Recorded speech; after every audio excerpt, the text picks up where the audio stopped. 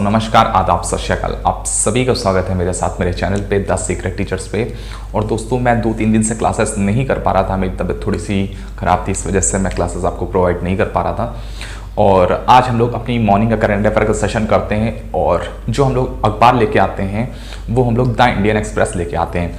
पहले मैं the Indian express से क्वेश्चन बेसिकली डिज़ाइन करता था और उसको आपके सामने रिप्रेजेंट करता था, पर अब मैंने सोचा है कि मैं आप लोगों को क्या कहते हैं अखबार की जो कटिंग्स हैं वो दिखाऊंगा और उनमें से हम लोग जो इम्पोर्टेंट न्यूज़ है उसको हम लोग यहाँ पे कवर करने की कोशिश करेंगे। देखिए, अगर आपने कोई भी न्यूज़ पढ़ रखी है तो उससे क्वेश्चन आप खुद भी बना सकते हो, ठीक है। तो क्वेश्चन यहाँ पे आप लोग क्वेश्चन फॉर्मेट मत पूछा करिए कि क्वेश्चन क्या बनेगा, क्वेश्चन आप लोग खुद भी डिज़ाइन कर सकते हो। जैसे मैंने आज की आपको जो भी न्यूज़ पढ़ाऊंगा, जैसे मान लिया फार्मास्यूटिकल के ऊपर पढ़ा रहा हूँ, तो आप लोग बना सकते हो कि किससे किसका मर्जर हुआ है या कौन सी कंपनी किससे मर्ज हुई है, किस और कौन सी ऑर्गेनाइजेशन है जो उसको बेसिकली क्या करती है, ऑथराइज करती है। तो आप खुद भी क्वेश्चन बना सकते हो, ठीक है। तो मैं आपको लेके सामने 8 से 10 क्वेश्चन लेके आता था, लेकिन अब आप क्या है, आप जो भी मैं आपको न्यूज़ पढ़ाऊंगा उसमें से आप काफ़ी ज़्यादा क्वेश्चन क्या है वो डिज़ाइन कर सकते हो।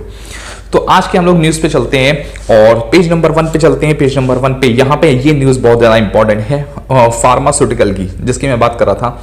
तो यहाँ पे बहुत सारे कोलैबोरेशन हुए हैं और बहुत सारे जो है वो जो स्टेक हैं लिए गए हैं, ठीक है। यहाँ पे जो मैं इस न्यूज़ में जो पहली बहुत इंपॉर्टेंट बात है, बात कर लेता हूँ रिलायंस की, ठीक है। रिलायंस की बात कर लेता हूँ। ये रिलायंस कौन सी है? रिलायंस इंडिया लिमिटेड है, ठीक है। तो रिलायंस इंडिया लिमिटेड ने क्या किया अभी हाल ही में? रिलायंस इंडिया लिमिटेड ने जो है स्टेक है, जो शेयर है उसके स्टेक किसके लिए हैं? वो लिए हैं नेटमेट्स के, ठीक है। नेटमेट्स, आपको पता है नेटमेट्स क्या है? ये एक ऐप है, बेसिकली एंड्रॉयड ऐप है और वेबसाइट भी है जो क्या कहते हैं, जो दवाइयाँ हैं, जो ट्रैंक्विलाइजर्स हैं या जो भी मेडिसिन हैं वो आपको ऑनलाइन पहुंचाती हैं, ठीक है। तो नेटमेट्स ने अभी नेटमेट में क्या किया है, कुछ जो शेयर हैं उनको जो वो एक्वायर कर लिया, शेयर को, बहुत सारे शेयर को एक्वायर कर लिया है और मेजोरिटी में जो है शेयर एक्वायर किए हैं, ठीक है।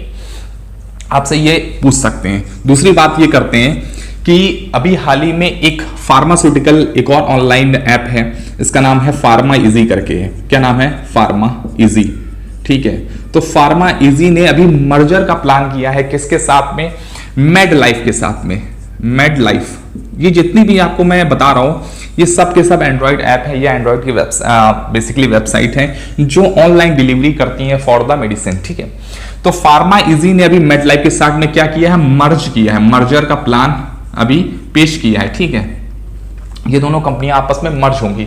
तो बेसिकली अगर मर्ज हो रही हैं तो कौन सी ऐसी कंपनी है या कौन सी ऐसी ऑथराइजेशन है जो इनको ऑथराइज करती है कि मर्जर के लिए? तो यहां पे आपका जवाब होगा competition commission of India, CCI जिसे बोलते हैं, सीसीआई। सीसीआई बेसिकली क्या अप्रूव करती है कि हाँ अब दो कंपनियां भारत पे मर्ज हो सकती हैं। तो उसको अप्रूवल कौन देता है? सीसीआई देती है। सीसीआई का फुल फॉर्म होता है competition commission of India, competition commission of India, commission of India. Spelling mistake हो गया तो स्पेलिंग मिस्टेक के लिए मुझे क्षमा करिएगा, ठीक है। तीसरी मैं बात करता हूं, तीसरी है आपकी अमेज़न की बात करते हैं, ठीक है। तो अमेज़न ने अभी हाल ही में फैसला क्या किया है? अमेज़न ने फैसला किया है कि अमेज़न भी बेसिकली क्या करेगा, जो भी ट्रैंक्विलाइजर्स हैं या जो भी ड्रग रिलेटेड मेडिसिन हैं उनको क्या करेगा, ऑनलाइन क्या करेगा, ऑनलाइन उसको बेचेगा और आप उसको क्या कर सकते हैं, ऑनलाइन बैठे बैठे अपने घर मंगवा सकते हैं, ठीक है। तो ऑनलाइन डिलीवरी यहां पे लिख सकता हूं, ऑनलाइन डिलीवरी करेगा, ठीक है। डिलीवरी चालू करेगा, कौन करेगा? अमेज़न करेगा, ठीक है। यहां से 3 इंपॉर्टेंट हमारी न्यूज थी। और मैं आपको बता दूं जो नेटमेट्स है वो उसकी पेरेंटल कंपनी कौन सी है? तो कभी कभी आपसे पूछ सकते हैं कि रिलायंस इंडिया लिमिटेड ने किस कंपनी को अभी किस कंपनी के मेजोरिटी शेख जो स्टेक है वो एक्वायर किए हैं। तो यहां पे वाइटलिक करके आ जाता है, ठीक है, वाइटलिक, ठीक है।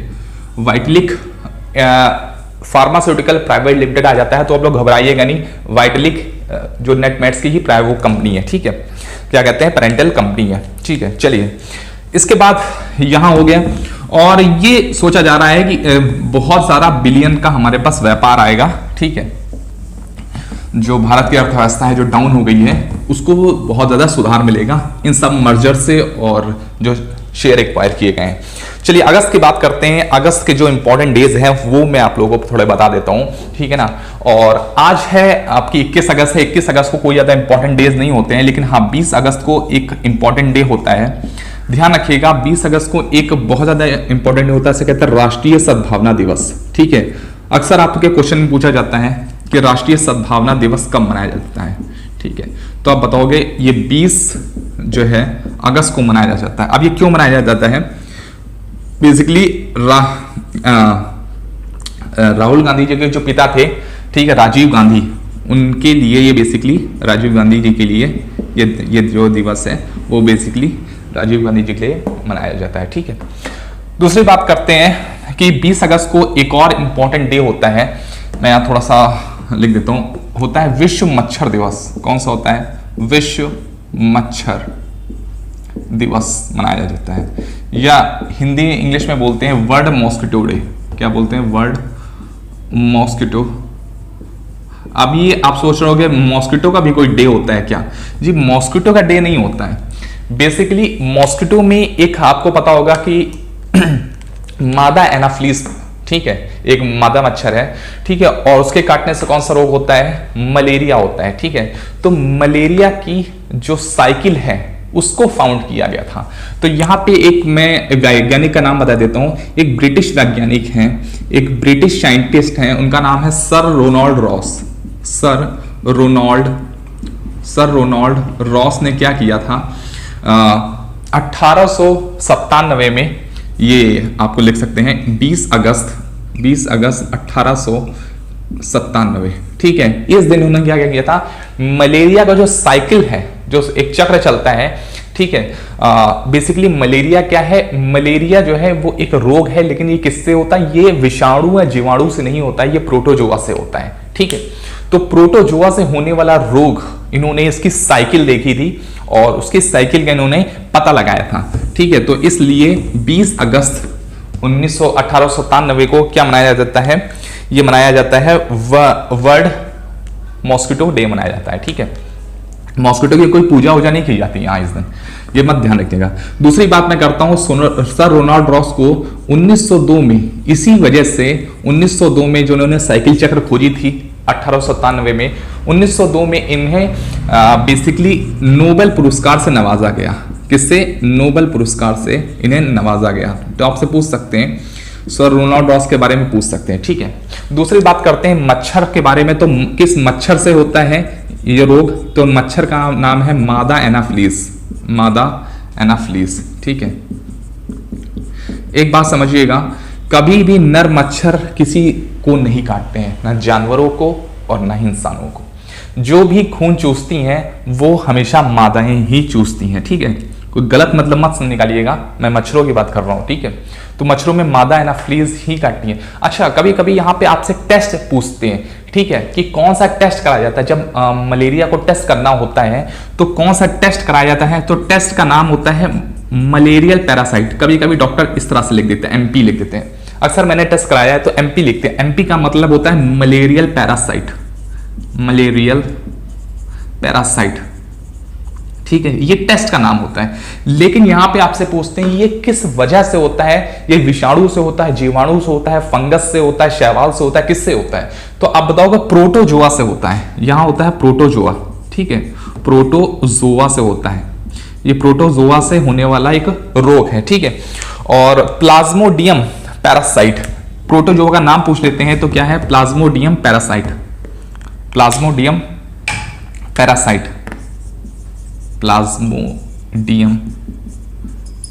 पैरासाइट, ये प्लाज्मोडियम पैरासाइट से होता है बेसिकली, ठीक है। ह्यूमंस में जितने भी तरह के मलेरिया पाए जाते हैं वो 4 तरीके के प्लाज्मोडियम से होते हैं, ठीक है। मलेरिया अगर ह्यूमंस की बात करें, सिर्फ मैं ह्यूमंस की बात कर रहा हूं, एनिमल्स की नहीं बात कर रहा हूं, ठीक है। एनिमल्स में भी मलेरिया हो जाता है। अफ्रीका के जो कांगो बेसिन का जो इलाका है वहां पे बेसिकली लोगों के अक्सर बहुत ज्यादा मात्रा में क्या होता है? मलेरिया होता है, और एनिमल्स के भी मलेरिया हो जाता है, ठीक है। तो वहां बड़े बड़े मच्छर पाए जाते हैं जो मलेरिया करते हैं, ठीक है। तो ह्यूमंस में 4 तरीके का प्लाज्मोडियम से मलेरिया होता है। ठीक है, तो 4 तरह का प्लाज्मोडियम पाया जाता है ह्यूमंस में। जब मच्छर काटता है तो 4 तरह का प्लाज्मोडियम से हो सकता है। पी फैल्कीपेरम, फैल्कीपोरम, ठीक है। दूसरा होता है पी मलेरियाई, ठीक है। तीसरे तरह का होता है आपका होता है पी ओवली, ठीक है। और चौथा होता है आपका पी विवैक्स, ठीक है। तो ह्यूमंस में अगर 4 तरह का प्लाज्मोडियम से बेसिकली मलेरिया होने के चांसेस होते हैं, ठीक है। चलिए, इसके बाद मैंने आपको अगस्त में और भी डेज बताए थे, मैं थोड़ा सा रिवाइज करा देता हूं। 1 अगस्त को होता है यूएस का नेशनल माउंटेन क्लाइंबिंग डे, 4 अगस्त को होता है यूएस का ही कोस्ट गार्ड डे होता है, 6 अगस्त को होता है हिरोशिमा डे, 7 अगस्त को होता है आपका नेशनल हैंडलूम डे या विश्व हथकरघा दिवस कहते हैं, 9 अगस्त को होता है नागासाकी डे और 10 अगस्त को होता है आपका बायोफ्यूल डे। 12 अगस्त की बात करता हूं तो 12 अगस्त को होता है आपका, आप लोग बताइएगा, वर्ल्ड बेसिकली यूथ डे होता है, ठीक है, जैसे यूनाइटेड नेशन जनरल असेंबली ने बेसिकली डिजाइन किया था, ठीक है। इसके बाद सीधे आप आ जाइएगा 19 अगस्त को।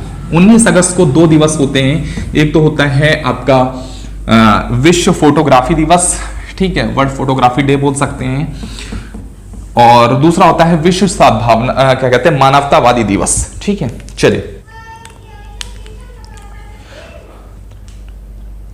चलिए अब हम लोग चलते हैं आगे पेज नंबर 1 पे। पेज नंबर 1 पे यहाँ पे प्रशांत भूषण की जो न्यूज है बहुत ज्यादा इंपॉर्टेंट है। आप लोग समझिएगा प्रशांत भूषण की न्यूज इंपॉर्टेंट क्यों है। एक बात समझिएगा, प्रशांत भूषण आप सभी को पता होगा कि सुप्रीम कोर्ट में ये वकालत करते हैं, ठीक है। सुप्रीम कोर्ट में एससी मतलब सुप्रीम कोर्ट में ये वकील हैं, वकालत वहां पे करते हैं, ठीक है। तो 2009 में इन्होंने 2 ट्वीट किया था। 2009 में इन्होंने क्या किया था, 2 ट्वीट किए थे, और ट्वीट जो भी थे इन्होंने सोशल मीडिया पे कुछ लिखा था, और वो बेसिकली लिखा था सुप्रीम कोर्ट के खिलाफ लिखा था, मतलब सुप्रीम कोर्ट की अवमानना करी थी इन्होंने, ठीक है। सुप्रीम कोर्ट के खिलाफ इन्होंने कुछ बयान दिए थे, और इसके खिलाफ 2020 में इनके खिलाफ जो है वो केस दर्ज हुए और सुप्रीम कोर्ट में उसका ट्रायल हुआ, तो ये पाया गया कि हाँ इन्होंने सुप्रीम कोर्ट की जो अवमानना करी है। यहां पे मुद्दा क्या आ जाता है, मुद्दा ये आ जाता है कि क्या इनको सुप्रीम कोर्ट के खिलाफ बोलना चाहिए या नहीं बोलना चाहिए। किसी भी पर्सन को सुप्रीम कोर्ट के खिलाफ, सुप्रीम कोर्ट के जो निर्णय हैं उनके खिलाफ बोलना चाहिए नहीं बोलना चाहिए। देखिए मैं आपको बताता हूं, जो फंडामेंटल राइट है, जो मौलिक अधिकार है, वो आपको पूरा अधिकार देते हैं कि आप किसी भी गलत काम का विरोध कर सकते हैं। तो विरोध प्रदर्शन करने का जो अधिकार है वो फंडामेंटल राइट देता है आपको सीधे सीधे, ठीक है। अगर मैं बोलूं आर्टिकल 19 और आर्टिकल 21, ये दोनों के दोनों आपके फंडामेंटल राइट्स के अंडर आर्टिकल्स आते हैं, और ये दोनों का आपको अधिकार देते हैं कि आप विरोध कर सकते हैं। लेकिन वो विरोध कैसा होना चाहिए, शांतिपूर्ण होना चाहिए। दूसरा, किसी की भावनाओं को आहत नहीं पहुंचाना चाहिए। तीसरी, अगर मैं बात करूं कि कोई भी दंगा फसाद उस विरोध से नहीं होना चाहिए। और सीधी बात यह है कि आप किसी भी तरह की अब्यूजिंग लैंग्वेज का इस्तेमाल ना करें। तो यहां पे जो ट्वीट हुए थे उसमें किसी भी तरह की अब्यूजिंग लैंग्वेज का इस्तेमाल नहीं किया था, सिर्फ उसमें एक विरोध जाहिर किया गया था कि सुप्रीम कोर्ट जो है वो अपने जो फैसले हैं वो इंडिपेंडेंट तरीके से नहीं प्रेजेंट दे पा रही, इंडिपेंडेंट नहीं दे पा रही है। कहीं ना कहीं सरकार का दबाव रहता है, जबकि कोर्ट पे किसी भी चीज का दबाव नहीं रहना चाहिए, ठीक है। लेकिन 2009 में ऐसा मामला हुआ था, ठीक है।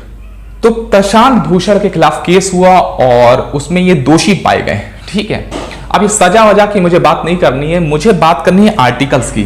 यहां पे एक आर्टिकल आता है, एक आर्टिकल का जिक्र किया गया है। सुप्रीम कोर्ट के एक पूर्व जज हैं, मैं चीफ जस्टिस की बात नहीं कर रहा हूं, सुप्रीम कोर्ट के पूर्व जजों में से एक जज की बात कर रहा हूं, उनका नाम है कुरियन जोसेफ, ठीक है।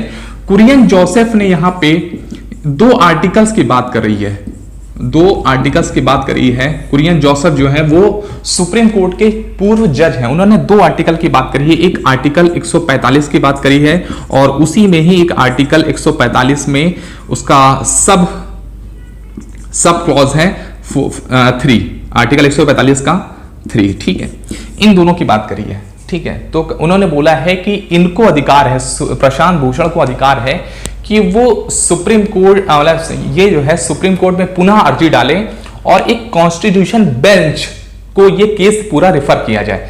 सिर्फ एक जज या दो जज के कहने पे ये केस नहीं लड़ा जाए, बल्कि एक पूरी कॉन्स्टिट्यूशन बेंच बैठाई जाए इस बारे में, ठीक है, क्योंकि इनका भी पूर्ण अधिकार है अपना पूरा केस लड़ने का, ठीक है। ये ऐसा कुरियन जोसेफ ने बोला है। अब आर्टिकल 145 कहता क्या है ये समझिएगा। आर्टिकल 145 ये कहता है कि अगर मान लीजिए सुप्रीम कोर्ट की कोई प्रक्रिया चल रही है, सुप्रीम कोर्ट की कोई प्रक्रिया चल रही है और उस प्रक्रिया में कोई बाधा आ जाती है या कोई नियम नहीं लग पाता है ढंग से, तो उसमें नए नियम बनाने का अधिकार है। नए नियम बनाने का अधिकार है, ठीक है। किसको अधिकार है? सुप्रीम कोर्ट को अधिकार है नए नियम बनाने का। लेकिन इसमें दो कंडीशन ये है कि आप बना तो सकते हो नए नियम, लेकिन इसमें पहली बात जो है वो प्रेसिडेंट की, राष्ट्रपति की अनुमति होनी चाहिए, राष्ट्रपति की द्वारा अनुमोदित होना चाहिए, ठीक है, अनुमोदित होना या सैंक्शन होना चाहिए। दूसरा, संसद की किसी भी निधि को, संसद की निधि मतलब होता है विधि, निधि लिख रहा हूं, विधि मतलब लॉ, किसी भी लॉ को वहां पे अफेक्ट नहीं होना चाहिए, ठीक है। अब सुप्रीम कोर्ट किसी भी प्रक्रिया के लिए नए नियम बना सकता है, और नए नियम जब भी बनाएगा लेकिन दो चीजों को अफेक्ट नहीं होना चाहिए। एक तो पहली बात है सुप्रीम प्रेसिडेंट के द्वारा अनुमोदित होना चाहिए, मतलब सुप्रीम प्रेसिडेंट के द्वारा सैंक्शन होना चाहिए वो नियम। दूसरी बात यह है कि जो संसद की विधि है या लॉ को संसद बनाती है, राज्यसभा या और उसके बाद लोकसभा और प्रेसिडेंट के साइन होने के बाद ही कोई लॉ बनता है, ठीक है। तो क्या करें कि लॉ संसद ने बनाया है तो उस लॉ को अफेक्ट ना करना चाहिए, ठीक है। यहां पे बेसिकली जो उनका केस है बहुत ज्यादा क्रिटिकल है, क्योंकि आज तक ऐसा कभी केस आया नहीं कि आप सुप्रीम कोर्ट के ऊपर सवाल उठा रहे हो और सुप्रीम कोर्ट ही अपने बचाव में ही केस लड़ रहा हो, ठीक है। तो यहां बात ये केस की आ रही। आर्टिकल 153 में यह कहता है कि अगर संविधान की व्याख्या नहीं हो पा रही है, मतलब जैसा इनका केस है, प्रशांत भूषण का केस है, तो इसमें यह समझ में नहीं आ रहा है सुप्रीम कोर्ट को इनको सजा वाकई में कौन सी दी जाए जो इन्होंने संविधान का कैसा उल्लंघन किया है, ठीक है। तो यहां पे अगर सुप्रीम कोर्ट को यह चीज समझ में नहीं आ रही है या फिर जो विक्टिम है, ठीक है, उसको ऐसा लग रहा है कि जो सुप्रीम कोर्ट ने जो फैसला दिया है वो कहीं ना कहीं गलत दिया है, तो वो कॉन्स्टिट्यूशनल बेंच बनाने के लिए कह सकता है, ठीक है। कॉन्स्टिट्यूशनल बेंच बनाने के लिए बेसिकली बोल सकता है, और वो बोल सकता है कि जो उसका मामला है, जो भी उसका केस है, वो बेसिकली कॉन्स्टिट्यूशन बेंच सुने। आप कहोगे अभी तो सुप्रीम कोर्ट ही सुन रही थी, अभी तो सुप्रीम कोर्ट के अंदर कॉन्स्टिट्यूशन बेंच सुनेगी, तो बात तो वही हुई, बात वो नहीं हुई। देखिए पूरे भारत में जितनी भी आपके चाहे वो सुप्रीम कोर्ट हो चाहे वो हाई कोर्ट हो, सभी में मिलाकर के सिर्फ एक ही जगह कॉन्स्टिट्यूशन बेंच बनती है, वो है सुप्रीम कोर्ट। और कॉन्स्टिट्यूशन बेंच हमेशा 5 जजों या 5 जजों से ऊपर की ही बनती है, ध्यान रखिएगा। 5 जज या 5 जजों से ऊपर की ही बनती है। कोई मुझसे ये आकर के कह दे कि 3 जजेस की बनती है, मैं मानने को तैयार नहीं हूं, ठीक है। 3 जजों की कभी भी कॉन्स्टिट्यूशन बेंच नहीं बनती, हमेशा ऑड नंबर पे ही बेंच बनती है, ताकि जो फैसले हैं वो मेजोरिटी में आए, ठीक है। इसलिए 5 जजेस या 5 जजों से ऊपर की जो बेंच बनती है वो कॉन्स्टिट्यूशन बेंच कहलाती है, ठीक है। तो कॉन्स्टिट्यूशन बेंच का अधिकार है कि कोई भी आदमी अगर संविधान की व्याख्या उस नहीं हो पा रही तो कॉन्स्टिट्यूशन बेंच बनाने के लिए वो बोल सकता है, कॉन्स्टिट्यूशन बेंच में उसका मामला जा सकता है, ठीक है। तो यहाँ पे कुरियन जोसेफ ने यही बोला है कि यहाँ पे जो कोर्ट है वो शायद संविधान की अच्छी व्याख्या नहीं कर पा रहा है, इसलिए जो केस है वो कॉन्स्टिट्यूशन बेंच बनना चाहना चाहिए, ठीक है। मेरा बताने का यहाँ पे आपसे 2 मतलब थे, एक आर्टिकल 145 और आर्टिकल 145 का सेक्शन 3, ठीक है, क्लॉज 3। तो यहाँ पे ये दोनों बहुत ज्यादा इंपॉर्टेंट है, और आप अगर कोई भी महेश वड़वाल या कोई और बुक पढ़ोगे, देखिए मैं ये नहीं बोलूंगा किसी राइटर की बुक पढ़िए, आप सीधे संविधान की बुक उठा लीजिए, लेकिन वहां पे आप समझ नहीं पाओगे, इसीलिए कोई ना कोई राइटर की आपको पढ़नी पड़ेगी। आप एनसीईआरटी की भी पढ़ सकते हो, आप एक आर्टिकल 145 को जरूर पढ़ना, आपको समझ में कहीं ना कहीं आएगा, ठीक है। चलिए आगे बात करते हैं, पेज नंबर 5 पे चलते हैं। यहाँ पे इंदिरा रसोई योजना की बात हो रही है, और अभी ये आपसे पूछ सकते हैं, जैसा आपके सामने लिखा हुआ है कि इंदिरा रसोई योजना किस सरकार ने बनाई है, क्वेश्चन इस तरह से आ सकता है। तो इंदिरा रसोई योजना जो है, इंदिरा रसोई योजना की जो शुरुआत हुई है वो किस राज्य ने करी है, तो आप बोलोगे राजस्थान सरकार ने, ठीक है, राजस्थान राज्य ने या राजस्थान सरकार ने जो है ये जो योजना जो है लॉन्च करी है। कब लॉन्च करी है? 20 अगस्त के दिन ही लॉन्च करी थी, ठीक है, राष्ट्रीय सद्भावना दिवस के दिन, जो राजीव गांधी जी का दिवस होता है, ठीक है। इसके बाद बात करते हैं कि इसमें 8 रुपए में, बस मैं छोटी छोटी बात बता रहा हूँ, 8 रुपए में थाली मिलेगी, 8 रुपए पर थाली के हिसाब से आपको भोजन दिया जाएगा। और भोजन की प्रायोरिटी रहेगी कि सबसे पहले जो है वो गरीब तबके लोगों को दिया जाए, ठीक है, ताकि वो अपना पेट भर सके। और इसमें जो सब्सिडी भी रहेगी, जो 12 रुपए की सब्सिडी होगी, वो बेसिकली कौन देगी? राजस्थान सरकार देगी, ठीक है।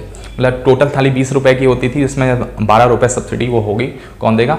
राजस्थान सरकार देगी। रेलवे स्टेशन आपके हो गए या मंदिर मस्जिद हो गए, उनके आसपास या फिर कोई गरीब इलाके हो गए, वहां पे पहले प्रायोरिटी रहेगी, ठीक है। राजस्थान के बारे में आप सभी को पता है कि उसके सीएम कौन है? अशोक गहलोत है, क्योंकि अफीम मामला काफी गरमाया हुआ था राजस्थान का, ठीक है। और जयपुर को 2019 में किसमें शामिल किया था? वर्ल्ड हेरिटेज साइट में। आपसे पूछ सकते हैं कि अभी हाल ही में जो भारत की कौन सी ऐसी लेटेस्ट साइट है जिसको वर्ल्ड हेरिटेज साइट में शामिल किया गया है, तो वो राजस्थान जयपुर है। पूरा का पूरा जयपुर शहर को ही यूनेस्को की वर्ल्ड हेरिटेज साइट में शामिल किया गया है, ठीक है। चलिए पेज नंबर 13 पे चलते हैं। ऑस्ट्रेलिया की न्यूज़ है, यहाँ पे ये अच्छी न्यूज़ है आपके सामने, शायद आपको बहुत लोगों को पसंद ना आए, लेकिन यहाँ पे एक बहुत ही अच्छी न्यूज़ है। ऑस्ट्रेलिया ने बोला है कि वो जो वैक्सीन है, जो एस्ट्राजेनेका प्लस ऑक्सफोर्ड यूनिवर्सिटी बना रही है, उसको क्या किया जाएगा, जब भी वो रिलीज करी जाएगी पूरे वर्ल्ड वाइड, तो ऑस्ट्रेलिया उसकी जो डोजेज हैं वो फ्री प्रोवाइड कराएगा अपने सारे सिटीजन्स को, ठीक है, ताकि क्या हो सके, वापस जो उनकी लाइफ है वो वापस पटरी पे जा सके। और होना भी यही चाहिए। जब एक पैंडेमिक आता है तो उसके लिए जितनी भी चीज़ें होती हैं, उससे रिलेटेड मेडिसिन हो गई या क्योर हो गया कुछ भी, तो उसको फ्री प्रोवाइड कराना चाहिए। जैसे पोलियो था, पोलियो की दवा फ्री क्यों प्रोवाइड कर जाती है? क्योंकि वो एक टाइम पे महामारी रही है, ठीक है, वैश्विक महामारी रही है, इसलिए प्रोवाइड किया जाता है। तो यहाँ पे एस्ट्राजेनेका और ऑक्सफोर्ड यूनिवर्सिटी का जो टाइप हुआ है, वो ऑस्ट्रेलिया ने उनके साथ टाइप किया, ऑस्ट्रेलिया कंट्री ने टाइप किया है। अभी मैं आपको बता दूं कि भारत की जो ऑफिशियल गवर्नमेंट है उसने एस्ट्राजेनेका प्लस ऑक्सफोर्ड यूनिवर्सिटी से टाइप नहीं किया है। जो भारत में जो टाइप हुआ है वो बेसिकली वो टाइप हुआ है सीरम इंस्टीट्यूट ऑफ इंडिया का, ठीक है। तो serum institute of India, SII ये बोलते हैं, सीरम इंस्टीट्यूट ऑफ इंडिया, उसने टाइप किया एस्ट्राजेनेका प्लस ऑक्सफोर्ड यूनिवर्सिटी से, ठीक है। दूसरी बार अगले पेज पे चलते हैं और पेज नंबर 17 पे चलते हैं। इकोनॉमी का पेज है। थोड़ी सी इंपॉर्टेंट न्यूज़ है और थोड़ी सी निराश करने वाली न्यूज़ भी है। यहाँ पे 3 एयरपोर्ट को हाल ही में बेच दिया गया है। PPP मॉडल के तहत जो है, PPP मॉडल के तहत 3 एयरपोर्ट को बेच दिया गया है। PPP मॉडल होता है पब्लिक प्राइवेट पार्टनरशिप के तहत क्या किया गया है भाई, 3 एयरपोर्ट को बेसिकली दे दिया गया है। किनको? अडानी ग्रुप को दे दिया गया है। अडानी ग्रुप जो है अब इसको चलाएगा और पता नहीं कौन सी बिडिंग हो रही है जिसमें सारा का सारा जो एयरपोर्ट है वो अडानी ग्रुप ही पा रहा है। इसमें अब मैं बता देता हूँ मेजर कौन कौन से हैं। एक तो जयपुर का है, दूसरा है आपका गुवाहाटी, ठीक है, जो असम का है।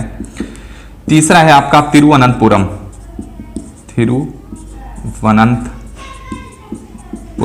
ठीक है, तिरुवनंतपुरम, ठीक है। स्पेलिंग मिस्टेक में मत जाइएगा, TH है, तिरुवनंतपुरम, ठीक है। इन 3 जो हैं उनको बेसिकली क्या किया गया है, अडानी ग्रुप को बेसिकली हाल ही में पब्लिक प्राइवेट पार्टनरशिप के तहत दे दिया गया है। अगर आपसे ये पूछ सकते हैं कि जो है सिविल एविएशन, ठीक है, या नागरिक उड्डयन के मंत्री कौन है? नागरिक उड्डयन मंत्रालय के मंत्री कौन है? तो आप बताओगे कौन है, बताइए आप लोग। हरदीप सिंह पुरी जी हैं, ठीक है। कौन है? हरदीप सिंह पुरी। कौन है? हरदीप सिंह पुरी, ठीक है। माफ कीजिएगा। इसके साथ साथ पहले 2019 में 3 एयरपोर्ट को और दे दिया गया था, लखनऊ, अहमदाबाद और बेंगलुरु को, ठीक है। 3 एयरपोर्ट को पहले भी दिया जा चुका है अडानी ग्रुप को, सेम ग्रुप को, लखनऊ, अहमदाबाद और बेंगलुरु को। और अभी क्या किया गया, 3 और एयरपोर्ट हैं, उनको भी अडानी ग्रुप को बेसिकली दे दिया गया है। तो ये जो न्यूज़ थी ये आपके लिए थोड़ी सी इंपॉर्टेंट हो सकती है, आपके एग्जामिनेशन के लिए, आपकी नॉलेज के लिए। और पढ़ते रहिएगा, कुछ ना कुछ आप भी जानकारी ग्रैस्प करते रहिएगा। देखिए मैं आपको बता देता हूँ कि बहुत ज़्यादा कंटेंट है जो यूट्यूब पे है, ठीक है। मैं भी पढ़ा रहा हूँ और भी लोग पढ़ा रहे हैं, पर मैं ये देख रहा हूँ यूट्यूब पे जो और लोग पढ़ा रहे हैं ना, वो कहीं ना कहीं जो पॉलिटिकल में ट्रेंडिंग पेज पे जो आता है उस चीज़ को पढ़ाना बहुत ज़्यादा प्रायोरिटी रखते हैं। और दूसरी बात है, वो कहीं ना कहीं जो फैक्चुअल न्यूज़ है उसको छोड़ करके और कहीं ना कहीं वो जो पॉलिटिकल न्यूज़ है उसको ज़्यादा कवर किया जाता है, ठीक है। तो मेरी वो प्रायोरिटी नहीं रहती, मेरी प्रायोरिटी रहती है कि आप लोगों को जो फैक्ट हैं जो बेसिकली वो प्रोवाइड किया जाए, आपको नॉलेज रहे एटलीस्ट कॉन्स्टिट्यूशन की, आईपीसी सेक्शन की, सीआरपीसी सेक्शन की जो फैक्ट हैं वो आपके सामने ज़्यादा दिखाए जाए, ना कि पॉलिटिकल न्यूज़ आपके सामने ज़्यादा दिखाई जाए, ठीक है। तो आप लोगों को अगर पसंद आया है तो आपको पता है क्या करना है। तब तक के लिए चलते हैं, बाय बाय, टेक केयर।